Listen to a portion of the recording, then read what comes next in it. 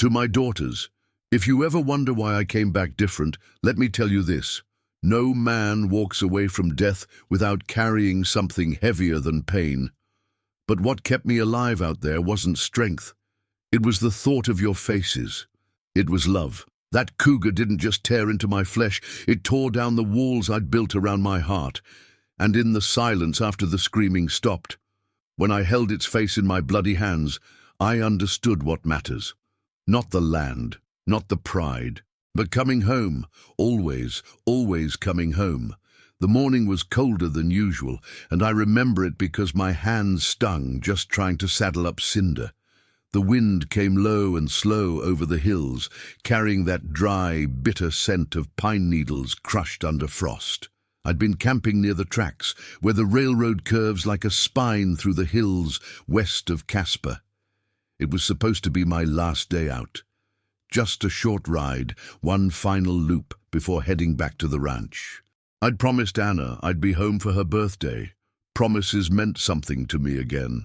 After years riding fence lines and losing myself in the quiet, I'd finally started to miss the voices at the dinner table. But that morning, something in the world felt thinner, like the ground beneath me was holding something sharp. I'd packed light, coffee, jerky, a flask with just enough bourbon to keep the cold off, and let Cinder lead us up through the narrow draw that ran parallel to the old tracks. The sun hadn't quite crested, and the shadow of the ridge made everything feel like early dusk. Then I saw it, just a flash at first. A blur of muscle, silent as smoke, slinking through the brush near the tree line. At first, I thought it might be a deer. But Cinder stopped cold, her ears turned, and the hair along her neck rose like a wire pulled tight. She didn't bolt, just froze. And that was worse. Animals know. I unslung my rifle slow, trying not to make a sound, heart already pounding like a drum in my throat. There were no growls, no roars, just a low shuffle of grass, and then two yellow eyes locked on mine from between the scrub oak. The cougar was bigger than I expected, not massive, but solid, lean, and coiled like a spring. Its face was calm, almost too calm, not like it was defending territory, but like it had chosen me. I backed Cinder up a few steps, whispering to her to stay calm, but she was trembling. I could feel it through the reins. My rifle was up, but my finger hovered. I wasn't hunting, and I knew I couldn't outrun it on foot if it charged. Then came the silence, the kind that isn't quiet, the kind that screams. The wind dropped, the birds stopped. Even the old creak of the trees seemed to pause, like the whole world was waiting for something to happen. And then it moved, low, fast, deliberate. It came from the left, not head-on, smart. It wanted to flank me. I dismounted, keeping the horse between us, and turned slow. I didn't want to shoot unless I had no choice. I'd seen cougars before, but from a distance, but this one wasn't backing off. It was stalking, closing in. When it sprang, I barely saw it, just a blur of tan and power and teeth. The rifle went off, but I don't think I hit anything. It slammed into me with a force that emptied my lungs. We hit the dirt together, and everything became teeth and claws and heat. The cougar's breath was hot against my neck.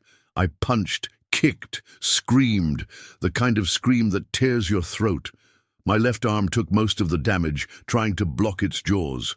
I could hear the skin tearing, feel the wet snap of tendons. It wasn't pain, not yet. It was panic.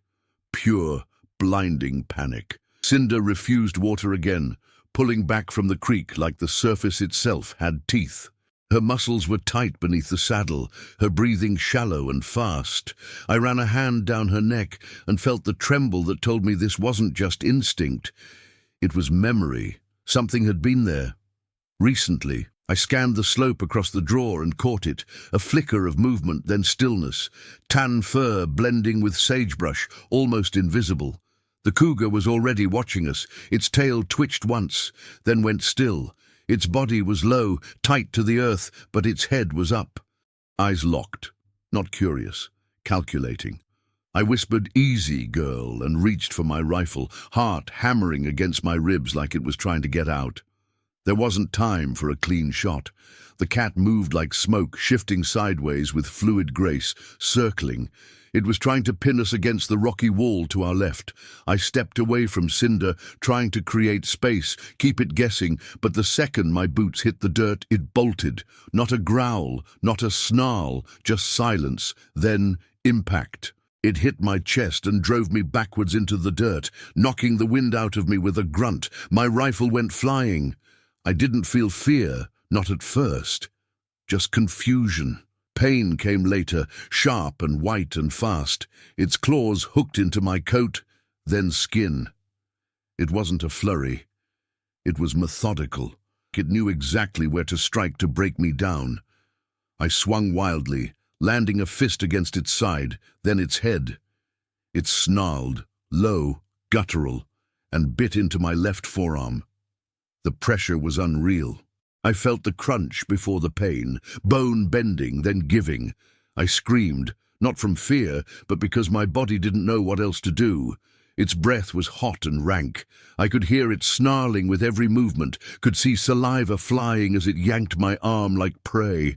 Blood soaked my sleeve, warm against the cold. I grabbed at its face, its ears, its throat, anything to push it back. It didn't flinch, didn't hesitate. I could feel its muscles moving under my hands, tight and controlled, like a coiled spring let loose. Cinder's scream was the thing that snapped me back. A loud, panicked, desperate cry. She reared, hooves slamming the ground, and that motion must have startled the cat just enough. Its grip loosened. I shoved my knee up into its ribs and twisted, trying to roll us. The cougar leapt back with feline grace, landing low and wide. Blood dripped from its mouth. Mine. My vision blurred from the pain and the blood running into my eyes. I was on my back, breath ragged, one arm useless, the other shaking with adrenaline. My knife was still at my belt. I went for it, slowly. The cougar watched me, not charging, not running, just watching. It was making a decision. I don't know why it didn't finish me then. It could have. I was down, bleeding, barely moving. But it paced instead, back and forth, maybe 10 feet from me, like it was torn between hunger and something else. Cinder didn't run. She stayed near, head low, eyes wide. I think she knew if she bolted, I'd be done. My hand found the knife, and I drew it. But the cougar didn't flinch. It circled one more time, then lunged again, straight at my chest. I stabbed upward, more by instinct than aim. The blade sunk deep, just below its jaw. It screamed then, a raw, horrible sound. Not a roar, a howl. It reared back, bleeding now, shaking its head, and I scrambled to my feet with the last strength I had. I thought it would run. Animals usually do when they're hurt. But it didn't. It stumbled once, then locked eyes with me again, blood pouring down its chest, mine soaking into the dirt. And for a moment, we just stood there, breathing. I could see myself in its eyes, a reflection of something primal. It wasn't anger anymore. It wasn't even fear. It was recognition. Like two things cut from the same cloth, both broken by something bigger than this fight. And then, without warning, it stepped forward and collapsed at my feet. It didn't twitch, didn't growl, just lay there, its breath slowing. Its head landed in the dirt, inches from my boots. My knees buckled. I dropped beside it, coughing, dizzy, the pain finally catching up. My arm was shredded, my ribs felt cracked, and I could taste blood in my mouth. But all I could do was stare at its face, at its eyes, still open but fading. I reached out, not knowing why, and rested my hand on its head. It didn't move, and then I did something I still don't understand. I leaned down, pulled its face gently into my palms, and cried. The kind of crying that comes from somewhere deeper than grief, somewhere ancient. I cried for myself, for it, for everything I'd lost before this day. And I held it as the light in its eyes went out. The world was quiet again. The wind came back slowly, brushing through the trees like it had been waiting. Cinder stood beside me, her breathing calm now, watching. I stayed there for what felt like an hour, holding that cat's head like it was a dying brother. I don't know how long I bled before I passed out. I remember dirt in my mouth. I remember the weight of silence. I remember thinking, this is how it ends. Not with a fight, with understanding. And then everything went dark. The next time I opened my eyes, there were voices, hands, sirens. But my mind was still back there in the dirt, beside something wild that had seen something in me and let me live. When I woke up, the light above me was sterile and white, too clean, too bright. It didn't belong to the same world I'd come from. My mouth was dry as sand, and my left arm felt like it was caught in fire. Tubes ran from my wrist. There was a bandage wrapped around my torso, tight and soaked, in a kind of pain I didn't have words for. I tried to speak, but my throat gave out a rasp. A nurse noticed, rushed to the bedside, pressed something cool to my lips. "You're okay," she said softly. "You're in Casper General. You were attacked. We almost lost you." I didn't say anything. I couldn't, because I wasn't sure yet which part of me had made it back, and which part was still out there.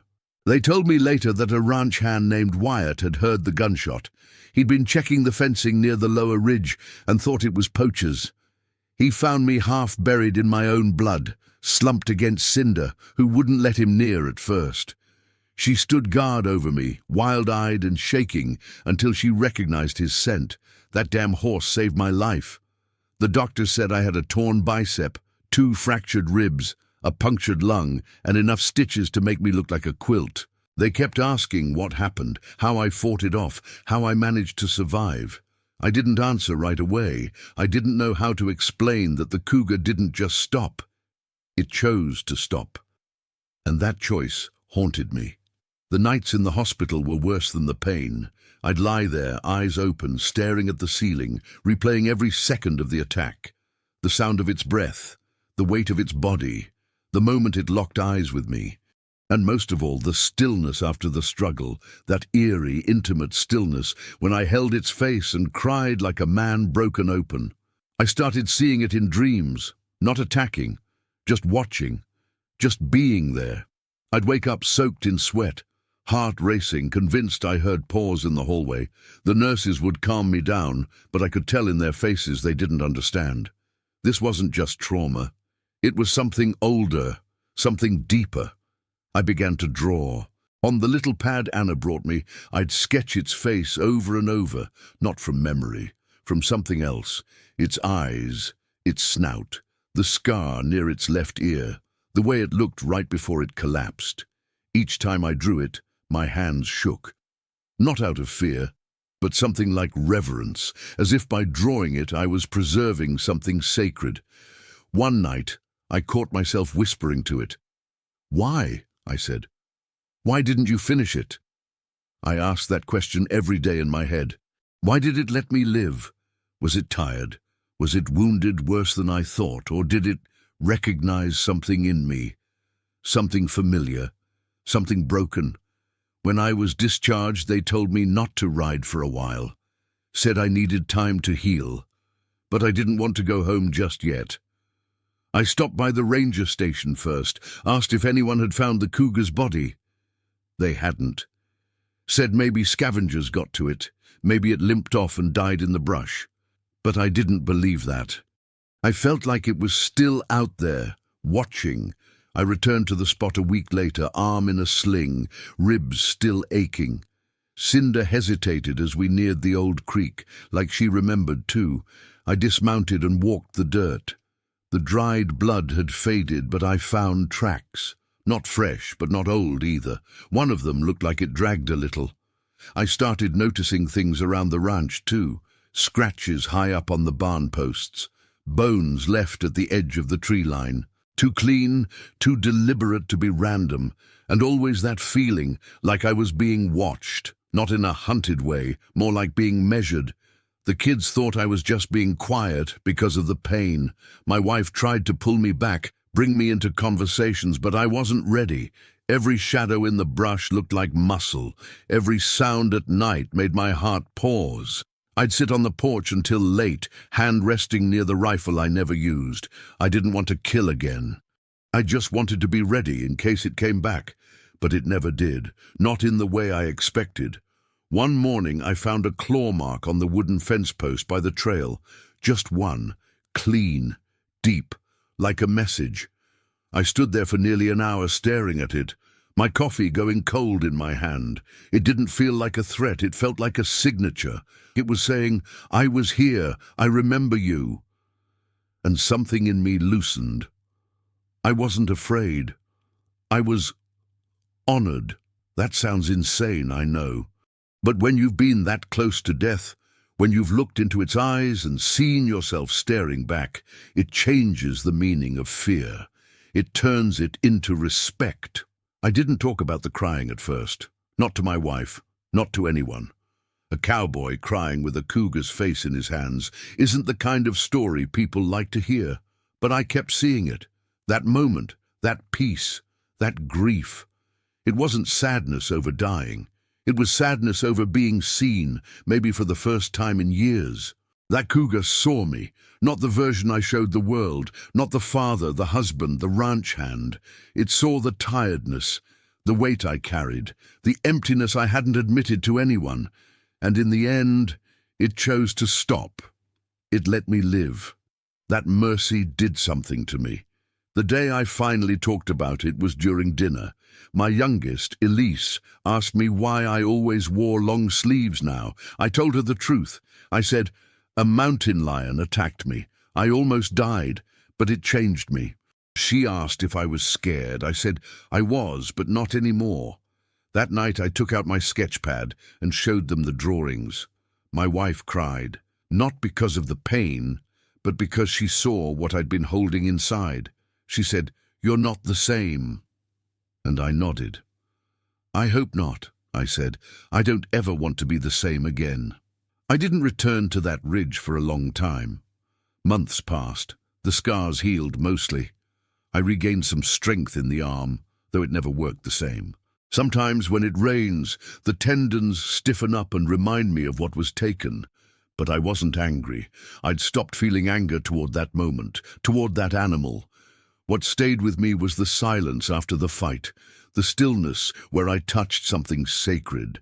And slowly, as the world moved on, I started to rebuild. Not just fences or habits, but my place in this life. My family noticed it first. I was softer. I listened more. I didn't rush. I didn't hide behind work. And I started talking about things that once stayed buried. I found myself becoming more protective, not of myself, but of the land, of the wild. I started reading about cougars, about their patterns, their behavior. I learned they rarely attack humans unless cornered, unless desperate. I learned they mourn, that they remember, that they make decisions that can't always be explained by instinct alone. And I started to believe that what happened to me wasn't random. That animal could have killed me. It had every right, but it didn't. It chose not to. And from that choice, something bloomed inside me. A responsibility, not just to survive, but to honor the second chance I'd been given. I reached out to the local conservation folks, asked what I could do. They were surprised. Most ranchers saw predators as enemies, but I wasn't most ranchers anymore. I helped fund cameras, patrols, signage. We built quiet zones through old hunting trails. I started taking my daughters out to teach them how to read tracks, how to listen. The land speaks, I told them, but only if you're quiet enough to hear it. I saw the fear fade from their eyes, replaced by wonder. Elise once found a deer carcass, untouched by scavengers, with large claw marks nearby. She knelt beside it and whispered, "I think this was his." I didn't correct her. I think she was right. Over time, I began to sketch less and walk more. The quiet of the woods became a kind of church to me, not for worship, but for witnessing. I didn't go looking for another cougar. I didn't need to. What I'd lived through wasn't about chasing closure. It was about learning to stand in uncertainty and not be devoured by it. People from town started asking me to speak, schools, veterans groups, even other ranchers. I told them the truth. Not just about the attack, but about the moment after, about holding that animal's face in my hands and weeping. And every time someone would come up afterward, eyes wet, and say, "I've never heard anything like that." And then, one early morning, I saw it. Not the same cougar, I knew that, but one like it. A little leaner, a little younger, standing near the tree line as the sun crested the hills. It didn't run, it didn't growl, it just watched. And I watched back. We stood there for maybe a minute, then it blinked slowly, turned, and disappeared into the trees. I felt no fear, only awe and peace, like I'd been given a blessing, like the land itself had acknowledged my transformation. That night, I sat with Anna on the porch and told her what I saw. She took my hand gently and said, "Maybe it came to say thank you." I nodded. Or maybe to say goodbye. I buried my old rifle the next week, took it up into the hills and left it beneath the roots of a gnarled pine. It didn't belong with me anymore. That part of me, the part that needed control, needed to dominate everything wild, had died out there in the dirt beside that animal. In its place, something softer had taken root, not weak, just honest. I kept the knife, though, not as a weapon, but as a reminder of instinct, of survival, of mercy. Sometimes, late at night, I hold it in my lap and trace the blade with my finger, remembering how it felt to fight, and how much more it meant to stop. I used to think strength was about how much pain a man could take. Now I know it's about what he chooses to carry, and what he chooses to lay down. That cougar laid me bare, took away everything I thought made me who I was, and in that vulnerable wreckage I found myself again, as a father, as a man, as something human. I used to think nature was cruel, but now I see it as a mirror. It reflects whatever we bring into it. That day I brought fear, pride, silence, and it gave me truth, humility, and voice. I never told that story to be admired. I told it so people would know that it's okay to fall apart, if you fall into something real. I walk slower now. I listen more. I laugh deeper. I hug my daughters longer. I keep pictures of that ridge in a little box near my bed, alongside my sketches. Not to remember the attack, but to remember the stillness, the lesson, the grace.